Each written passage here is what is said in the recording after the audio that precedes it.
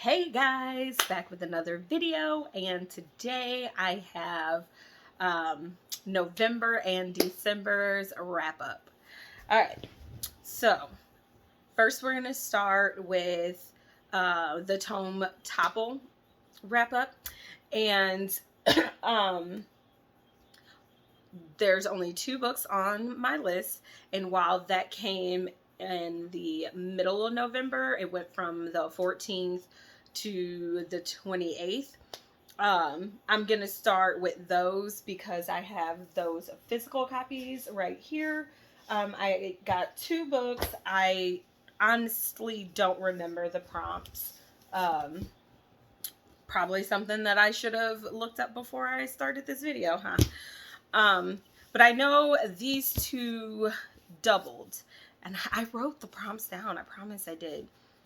But there's been a lot going on the last couple months getting ready for the holidays and trying to make sure the house stays clean up throughout the holidays, which it really didn't stay clean. But there was a lot of trash that went out, so I'm assuming that one of those pieces of paper, or that piece of paper, actually made it to the trash by accident.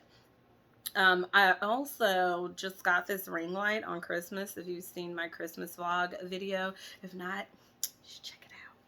But since I just received this, my glasses are super shiny, so I will try to figure something out with the ring camera, or the ring light, and my filming. The only thing I can think of at this moment is probably make the light a little bit further away. But I can't take strong light. My eyes are super sensitive. I have to have the lenses tinted just a little bit. And I even have a pair of glasses where when I go outside it tints, because that's just how sensitive my eyes are. So I apologize. The light can't be on as bright. So I may have to turn it up just one more notch and then scoot it back. And we'll see if that helps any. We'll at least make the circles a little bit smaller so you guys can see more of my eyes. But I'm working on it, guys. I'm working on it. All right. So Tome Topple wrap up. All right. 2 books. And the first one is The Chestnut Man. This book was super good. Super good. I did not expect the ending to be what it was. I cannot and will not say much about this book because I know I will give it away. I'm pretty sure, yes, so I gave this 4 stars. I did not write a review, so I actually don't know why this didn't make a 5-star, but I'm thinking it had something to do with the ending, because that's most of the time when a book is super good for me and it doesn't make a 5-star, it's probably because of the ending. But I would actually reread this Joker. It's not as thick as some other tomes, but it is right over 500 pages. It is 516 pages, and every bit of it was great. I do suggest with any tome, to be honest with you, that you read a tome along with listening to the audio, or do audio a little bit and then read a little bit, because it helps get through the books faster. Plus, sometimes the audio is just so much better at moving the story along than, me reading in my mind. So I would reread this so many times over and over again. And this is a great winter read. I didn't think that this was a great autumn read. I thought this would have been more of a winter read. But I mean, I guess, chestnuts in the trees. So probably autumn, fall, whatever. But anyway, I would read this. I recommend others read this. Really good book. Next on my Tome Topple was Little Women. I finally was able to read Little Women. This was, I know if this fit the prompt of starting a book from the last Tome Topple. So I know that for sure fit that prompt. I can't remember if the Chestnut Man, if there was a prompt that was like a book with a red cover. I honestly can't remember. But I know this one was, this fit 2 prompts, but I know the first prompt that it fit, and I remembered because I was like, oh my goodness, I didn't finish this on the first tome topple. Maybe I'll finish it on the second one. And this fit the prompt of finishing a book that you started on the last tome topple. This book was really good. I didn't think that I was going to like it because it is an older book. And I'm kind of iffy with the classics. There are some classics I absolutely adore and I love the slow pace of it. And then there's some that I'm like, oh my goodness, why does this have to be so slow? For example, The Haunting of Hill House. I love the story, love the book. But at the same time, I was like, oh my goodness, this is going so slow. When will something happen? But I feel like Little Women wasted no time of getting straight to the point. And it's very well written for it to go through all of the different perspectives of the girls, but still be mainly told from the character Joe's perspective. I was so frustrated with Joe. I'm not going to spoil it, but I feel like she let a relationship go that she should have had her eyes open to. But at the same time, I feel like it's a lesson of like people on the outside looking in, like you think you know what's good for someone and you try to push them to do that thing that's good for them, but then your eyes are opened and you realize like, oh, that person wasn't mature enough to accept what could have been. So now this is what is, and it still worked out perfectly fine. I thought it was definitely a good story about an immature person growing up, but remaining in their faith the whole time and not wavering. What I also loved about this book is that it shows the struggle of walking a narrow path with your beliefs and with God, and the frustration that comes along with it, and how something as simple as sickness or death can make you question that, but yet they stay there and they fight through it and they remain in those beliefs. And it is really, really well written. Like I said, it really, really well written. I did read this also along with the audio. And I have to say that I really, really enjoyed the audio. There are some books I'm just like, oh, the audio was really good. You should read it. I really, really enjoyed the audio to this book as well. And I think if I reread it, that I would actually not pick up this book and read it hand in hand at all. I would just listen to the audio. And I listened to the audio of this book on Hoopla. And I listened to the audio of Chestnut Man on Overdrive, which they're both linked to my main library. But I think no matter where you are in the world, Hoopla and Overdrive link to whatever your local library is or whatever the public library is of the area that you live in. And Libby is also a variation of Overdrive. So they're like the same thing, but it's almost like Hoopla. They're like the same thing, but they're not the same thing. But they are. But they're not. I don't know. One has more choices than the other. All right. Next, I'm going to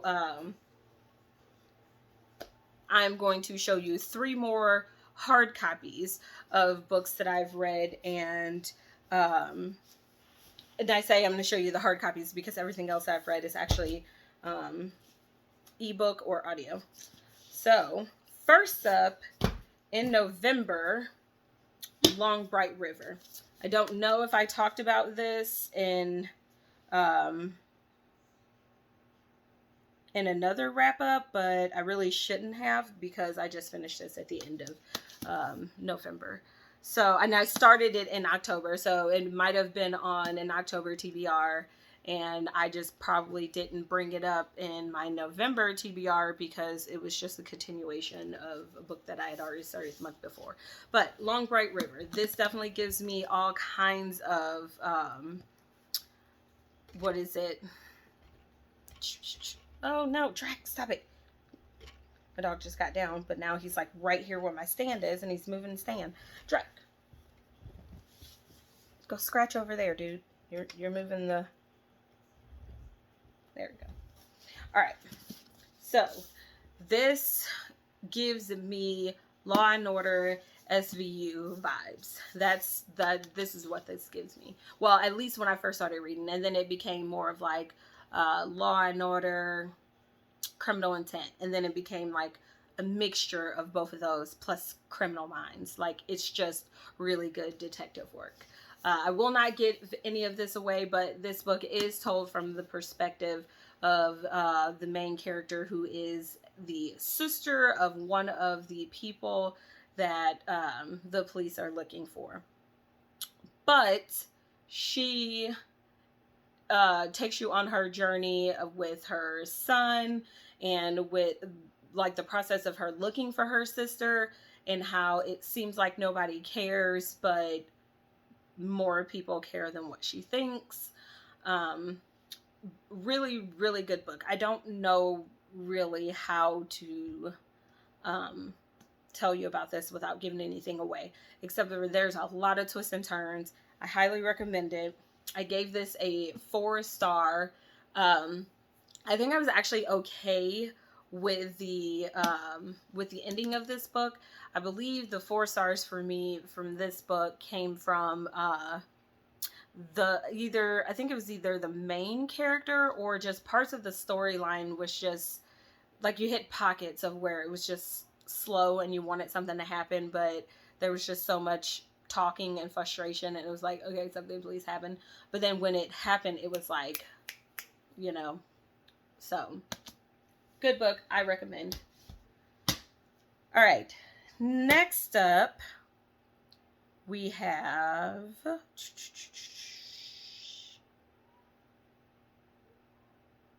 I don't know why it's not.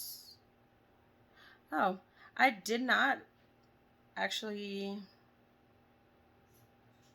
I'm going to have to go back through my overdrive and see when I actually read this. But for some reason, it is not on my Goodreads, and I don't know why. But The Invisible Life of Addie Larue. I believe I read this at the beginning of December.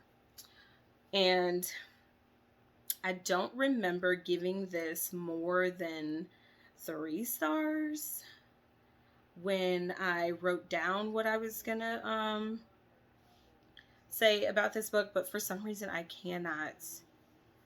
almost DNF'd this book, but it got better in the end, and it redeemed itself to a 3-star for me. So I can't find it on here, but I know, so I'll just talk to you. This got a 3-star for me because it was so slow. It had, to me, like a gothic feel to it. Now, I don't know, I can't remember if this is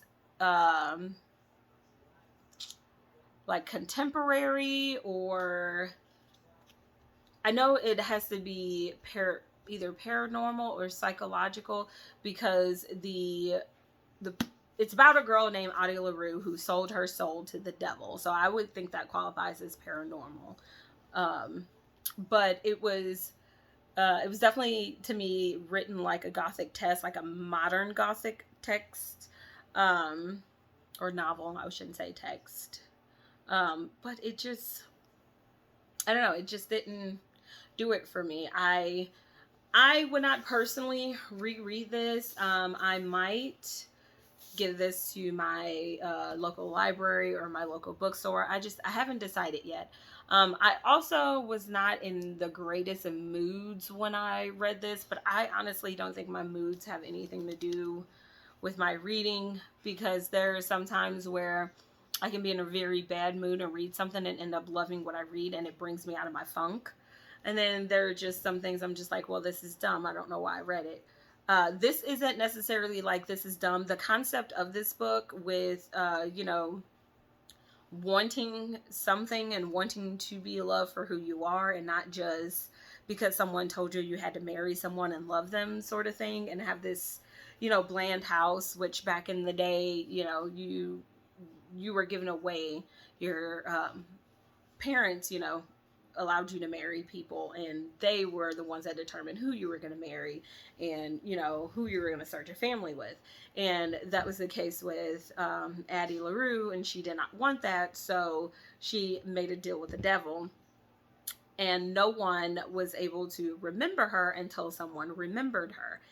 And I won't even go into that story because that was heartbreaking in and of itself, the person who remembered her. I did tear up a little bit on that part. But for me, I felt like it could have gotten to the point a whole lot faster than it did. And because it was so slow, it got a 3-star for me.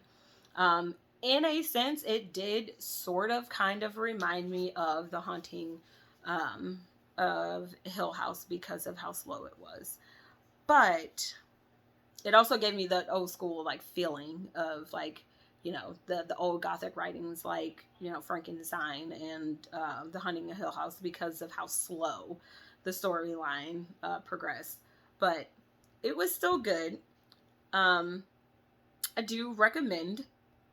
I wouldn't recommend against it. I do recommend it as a reader, or to readers, but I don't know if I would recommend it as something that's just really good that I would reread again. I personally wouldn't. And I know that this would be a very unpopular opinion for a lot of people, because this book is rant and raved all over BookTube, and people love it. I just happen to be one of the few people that didn't love it. I just liked it. I didn't love it. All right. Next book. Next book is 30 Days with Jesus by F. LaGard Smith. My church and I read this together. We read it together as a church. It's a 1-a-day Devo for 31 days. So we read this book actually twice this year. And I don't know where or what my mind space was with my reading in January, why it didn't go on a January wrap-up. But I read this in January. And then we read it again as a church in December. So I literally just finished it, and these aren't just like the only few things that stood out. I couldn't find my tab. I don't know how people tab their books. I really don't, because I lost my tabs. I started off strong with them and then lost them, and there was that. But got all kind of highlights and words in the margins and stars and all that in there. And I even have a journal that I wrote along with it to, do some research and stuff like that along the way. But since it was my second time reading this, I didn't have a part 2 journal because I kind of just continued to write in the margins. So I think this was a really good reread for me. I love it when I can have moments that'll remind me of the commitment that I made and the road that I'm walking. So that was that one. All right. Now, for the other books that I read this month. Oh, no. Go back. Go back. All right. So I will just tell you the names of these, and we can go down the list from there. But I'm not going to show you every cover, everything. I don't know if I've talked about this book already. I actually don't remember if this book was an October book or a November book, but I'm pretty sure it was an October book that I had to, yep, so I'm not even going to talk about that book. It was in October. because the name had October in it. Okay, we can start here. So, the first book is called The Raft by Jim Lamarck, and I gave it a 3-point-star rating. This is a children's book. Had to read it for one of the classes that I substituted for. It was really cute. It's a nice little mentor text. It was pretty much about, it was a mentor text that we showed students, giving them lessons on empathy and how our feelings can change. So, students between grades like 3 and 5 are in that age range where they're figuring out that their emotions change. And when their emotions change, sometimes they can be angry, and then sometimes they can be happy, and then sometimes they can be really, really happy or really, really angry. And they just have to really just determine what they're feeling, how, what's making them feel that way, and, how to talk about things. And the raft was and how to be reflective. We are also teaching them how to be reflective, because with COVID, being reflective, to acknowledge your feelings, to know how you're feeling, so that way you can get help, is a very good thing. And it's crazy that we have to teach kids, so, I don't know, in your face about reflection. I'd like be so hard on them about like learning what being reflective is, even though we teach them in nicer, more gentler ways. Let's talk about your feelings. Can you tell me how you're doing? But now it has to be done a little bit more of a push, and it kind of sucks. But so The Raft. All right, and then another book that I read is I think this is considered a horror. I want to say either mystery horror or thriller horror. I think it's a thriller. It's a thriller. Thriller horror. Yep, it's a thriller. When No One Is Watching by Alyssa Cole. I heard a lot of mixed reviews about this book, but I absolutely loved this book. Absolutely loved it. This is a book that I can recommend as a initial read, and at any point in time, a really good reread.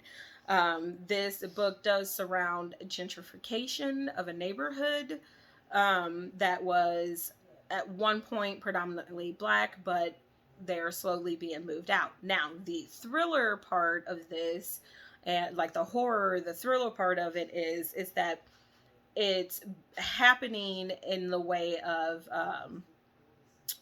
people being kidnapped and taken away, or in the process of being kidnapped, something goes wrong and then they're murdered. And then, well, I'm going to say something goes wrong. Something goes even more wrong and they're murdered. And then, but it goes like this testing thing. They're testing medicine or drugs or something like that out on the people in the neighborhood to get them out of their homes. And it's very bluntly talked about in this book, so it's not like I'm finding a race issue where there isn't a race issue.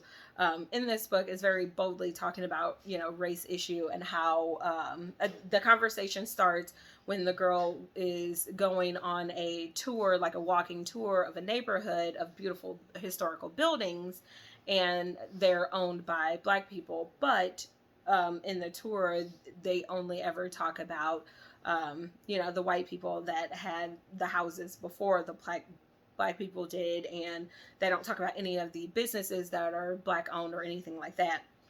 And then she makes friends with a white guy that is also on this tour, and the story goes from there. This is a really, really good thriller, because I felt like from the beginning to the ending, I was on my feet, wondering what was going to happen next, who was going to get kidnapped next, who was actually part of the kidnapping team and who wasn't. And then at the end, like, I knew the one girl character was, she's kind of like I won't say that she's like a cameo character, and I maybe she would qualify as like secondary characters, because you have your main characters, then you have your secondary characters. I think she would qualify as like a secondary character. But I knew she was in on it, and I knew she was crazy. And there were small hints that, like, her family could be behind it. But this book is crazy. It keeps you on your feet the whole time. Like, I was actually starting to get anxiety at some points reading this book because it reminded me so much of me, like, watching a movie. Like, the movie was going on in my head as I'm reading it, and my heart's just like, oh my goodness, what's gonna happen next? No, she didn't. No, he didn't. Kill him. Like, it was, I had moments. So yes, that book got a 5-star. If you did not see when I held it up, it got a 5-star. All right.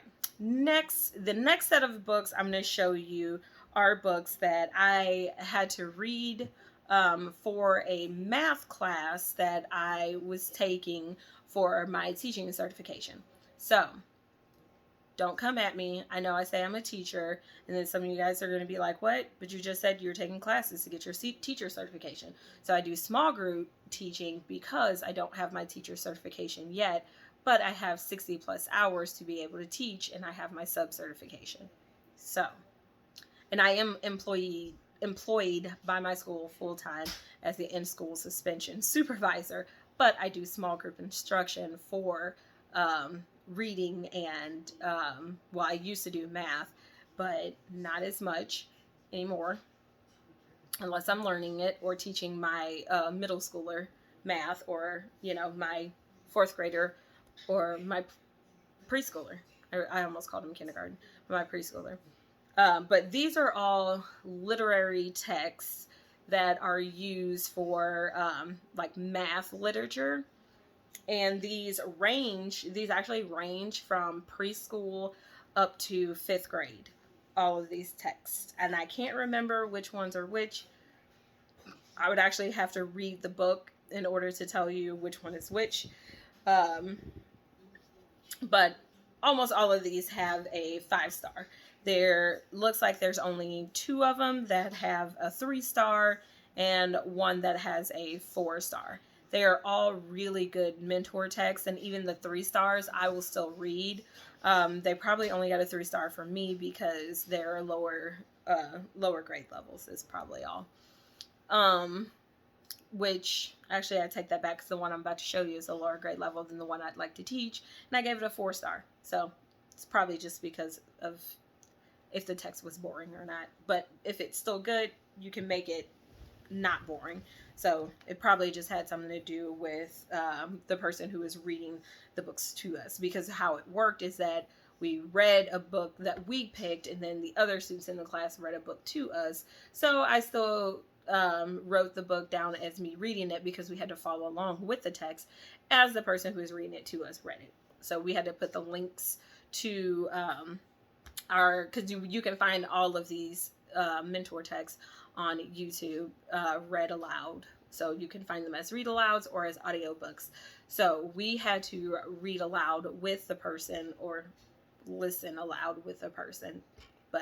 And then we had to go in on our own afterwards, read the books again, and give them a review by the person who was presenting the book in class. So now that I've explained all of that, I can start telling you what the text is, right? So the first one is Being 13 by Matthew McElliott, I believe is how you say the last name. And I gave it a 5-star. And this is a book pretty much teaching students different ways you can get to the number 13. I believe this was presented to us on a 1st grade, either a kindergarten or a 1st grade.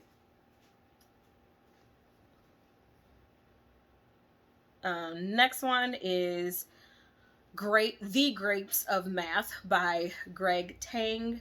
This one got a 3-star, and I'm not going to lie to you, I actually don't remember much about this one, and that's probably why it got a 3-star. And I even remember going back to read it, and I don't remember it. Next text, The Napping House. This got a 3-star. I actually liked the book, but I didn't love it. It reminded me too much of when, I think the name of the book is called When the Old Lady Ate a Fly or something like that, and she just kept eating things that were supposed to get the animal before out of her, and then she threw them all up or something like that. So it kind of reminded me of a different version of that. And while I liked the other one because it was bugs, this one was talking about sleeping, and I really wanted to go to sleep because we are in these classes from 5:30 to 9:30 at night, right after we're done working online for school, because all of us work in school. So we're up at 6:30. Well, some of them are 6:30, me 8 o'clock, but we're up, we're on the computer teaching kids all day, and we get off at what ranges from 3:30 to 4:30, not to mention those that may have other stuff that they have to do in between class, like, I don't know, feed your face and your family. Anywho, this talked about napping, and I wanted to go to sleep with it. But I think this just teaches kids how to continue count, or yeah, I think that's the best way for me to describe it. But they learn, counting 1, 2, 3, instead of being 1 and then you hold up 3 and then they have to count 1, 2, 3. They would just know 1 and 3. Or you can teach them slowly, like 1, and then we added another one, so now that makes 2. Then when we add another one, it makes 3. So it just teaches them how to keep counting up when things are added onto it. Next one is If You Were a Quadrilateral. I gave this one a 4-star, but I honestly don't remember why. The 100th Day of School by Angela Shelf. I'm messing up these names. I'm not even going to keep doing this. First name is Angela. I apologize, Angela. But 100th Day of School. And this could be really for all the grade levels, pre-K through 5th.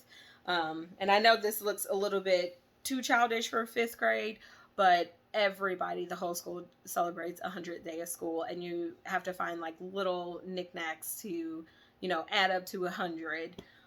So for the higher levels, you'd probably use like multiplication or something like that. Multiplication, division, something. But they also draw pictures of themselves and, get to wear funny costumes of 100 or, cool little eyeglasses of 100. But it's just celebrating the 100th Day of School. So I give that 5 star. 2 times 2 equals Boo, a set of spooky multiplication stories. And this, I believe, is 2nd grade or 3rd grade. It's the introduction of multiplication, and you're starting with the 2s and the 1s because they are the easiest ones, and this one goes through just the multiples of 2. And I gave this one a 5 star because it is also Halloween.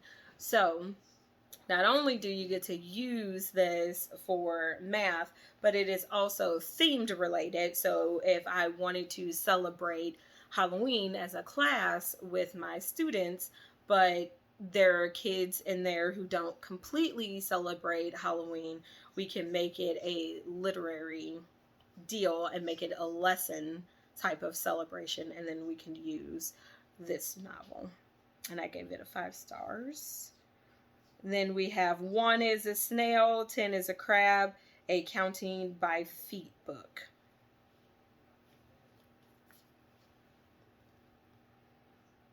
I gave that one a 4 stars. I think I gave this a 4 stars because it was just sea creatures counting. So I thought that was kind of cool. And then we have 1 fish, 2 fish, red fish, blue fish. And I gave it a 5 stars, and it's Dr. Seuss. And pretty much self-explanatory. It goes by numbers and colors. That book is art integrated as well. I worked with an art teacher who worked with the entire 1st grade team to incorporate their artwork with their math lesson, and the book that they were going over both in class and in art was this book, and it worked really well. I was about to say the wrong title. A Place for Zero by Angela Lapresti, I believe the name is. And I believe this book just shows you how important the number 0 is in math and the different places. I believe it's really place value, because the different places you can put 0 will turn the number into either a smaller number or a bigger number. And I gave that one a 5-star. The Hershey's Milk Chocolate Fractions book, it did not have a picture on Goodreads. So, if you Google this, if you want to pause this and Google it, you can find the Hershey's Milk Chocolate Fractions book. It's really good. It is for 4th, 5th, or 5th and 6th. I can't remember. But I believe 4th grade, the first half of it can be used to talk about just the, just what fractions are, how to set them up, what, makes a fraction, that sort of thing. But then the second half really goes into more about it to make it more exciting for the older kids. But the whole book can be used from 4th, 5th, and 6th grade on fractions, and it's really cool. And it actually talks about how Hershey's milk chocolate is made. So it's not just a math book teaching you about math, but it is a non-fiction math book in a sense, because I think some of the things were kind of like, I think some of them were fake. Some of the things that were used in the book were fake. But for the most part, I believe the entire book was real. And it talked about Hershey's milk chocolate and how to make it. And the Hershey's milk chocolate that's used in the book is actually the ones, I don't know if you guys remember, but the bigger Hershey's bar that had like the 4 rectangles in each row. And you can, tear them off by the rectangle and eat them that way instead of like just breaking. Because there's like another Hershey's where it's just one big bar, and then there's the Hershey's with almonds, that's one big bar with the almonds in it. And then there's the ones kind of like the Hershey Oreos where you can break off the squares or rectangles and eat them. And then the last mentor text we have is Circumference, the Sword in the Cone. Now there's a couple Circumference ones, but this one is Circumference and the Sword in the Cone. And this was my text that I chose, and this is for 5th and 6th grade. And this is just about a kid who wants to be a knight, so he goes on a quest to find the sword that is literally hidden inside of a cone. But he has to figure out which cone, where the cone is located, how big and how tall the cone is, and the circumference, the flat part of the cone, so that way they know that the sword can fit in it, and they'll know, oh, this is the cone that has the sword in it. And yes, he does find it at the end, but it's really cool. There's actually a part of it in the very beginning where they give you the riddle, and my husband and I did the riddle together before we finished the story, and it made for a good, what do you call it? Competition, healthy competition. All right.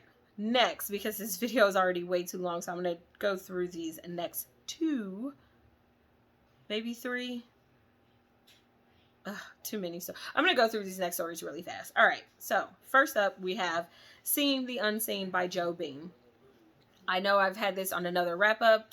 I skimmed over the book again, so I put it on this wrap up. And that is the title. And of course, I give this a 5-star rating. The Mongrels. This is another text that I skimmed because I've read it before. It's pretty much like a werewolf sort of book. Really good. I give it a 3 stars. It wasn't great, but I liked it, so I read it again. I'm probably going to read it again. But it's good. It's a good book. All right, so I lied on the mentor text. There's another one, Give Me Half. Gave it a 5 star. It's about sharing with your sibling or just sharing in general. And they talk about half whole. Or part whole, sorry. A very improbable story. And I gave that one 4 stars. And this one I'm pretty sure is about a kid who finds a very strange cat stuck on his head, and he have to figure out like odds and evens and how he can get to an odd number in order to get the cat off his head. It's a very specific odd number that he has to get to. Little Quack. This is a kindergarten mentor text, and I gave that one a 5 star. And this one is Little Quack is a duck out of water, as his brothers and sisters splish, splash, splosh their way into the pond behind their mother. So it's pretty much like a you can do this sort of text, but you count along on how many ducks are in the water, how many are out of the water, and what my whole is altogether. Then the very last book that I have on this list is Monday's Not Coming. I talked a little bit about this in my vlog, but my opinion I said I was going to save for this video, and that's exactly what I'm going to do. I gave this a 5 star.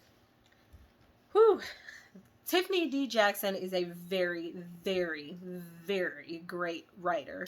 This book was a roller coaster from the moment you picked it up until you closed it, and then I was still in my feelings after I closed it. I actually almost full-blown cried reading this book. It was so heart-wrenching, so gut-punching. Some of the stuff that was very detailed in here. Now, the one thing I was upset about in this, I almost gave this a 4 star for it, but I went ahead and still just gave it a 5 star because it was just really good. There is the dad of, what is her name? Claudia. Claudia's dad, the way they talked about Claudia's dad coming in contact with April, the sister of Monday, and I think it was the 2 times that they came into contact, like kind of just bumped into each other, her reaction to him led you to believe that he did something to her. Just for the sole way her body language was described, the way she talked, everything made it seem like Claudia and her mom were just unaware that maybe the late nights that the dad worked or the far away trips that he had to take, well, not extremely far away, but the trips he had to take for work, or, you know, just the different things that he somehow just did on certain days of the week when they thought he was going to be at home. It just seemed like he took those moments to go and do something horrible, and that something horrible was being done to the character April. That's what I took out of the interactions.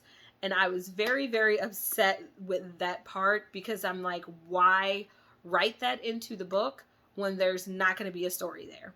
I felt like they set him up to be a potentially mean, downright dirty black man, and he wasn't.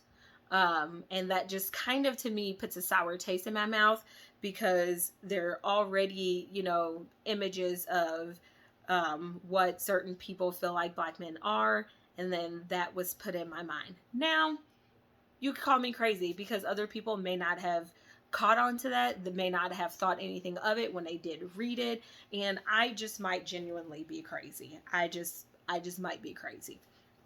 But I did not like that.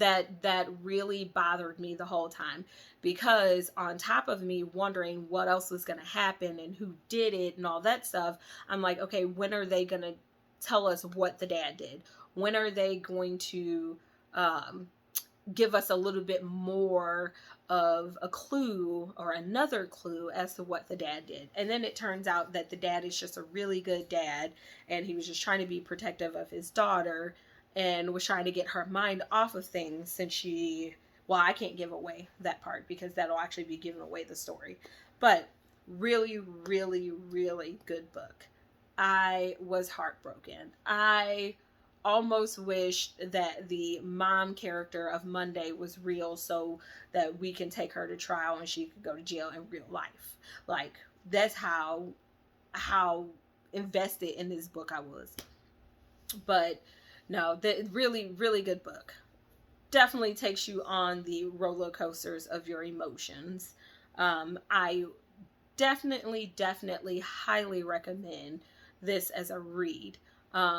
If you are not willing to introduce your child, your middle grade or your high school child, to the type of domestic violence in this book, I would suggest against it, because even though I believe, because it's told from the perspective of a middle grader / high schooler, because she's kind of like, I can't even describe that.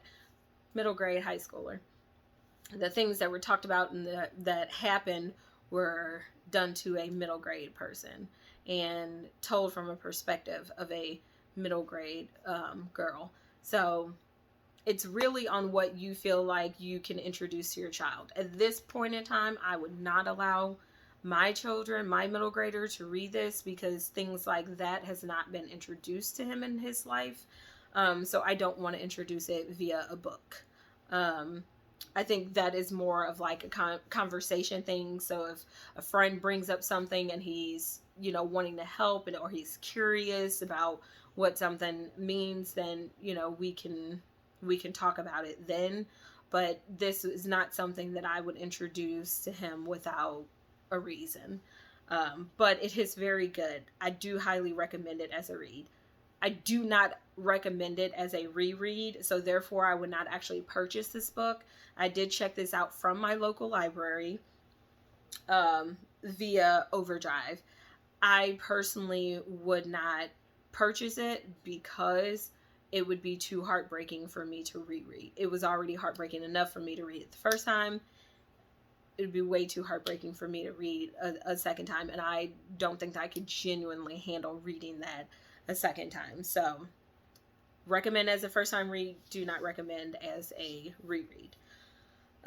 But those are all the books that I read in November and December, and I will try to do better with wrap-ups, because doing 2 months and 3 months, and you guys saw my last wrap-up video, I did was it August, September, and October, and now I'm doing November and December. Things just got busy, guys. They just got busy with school, and I just didn't have the time, because I was always doing projects for school. So it is what it is. I hope that you can watch this video all the way through to the end. And if you are watching this all the way through to the end, can you please leave a purple heart in the comments? And I also thank you for staying until the end. So that is all I have for you for this this wrap up. That's all I have for this wrap up. If you are not subscribed to my channel, I would offer you to consider subscribing. And if you hit the notification bell, you will be able to, my hair just, but you will be able to see all the videos that I upload as I upload them. And like the video, that will definitely help me and the YouTube algorithms for them to push this video out to other people. And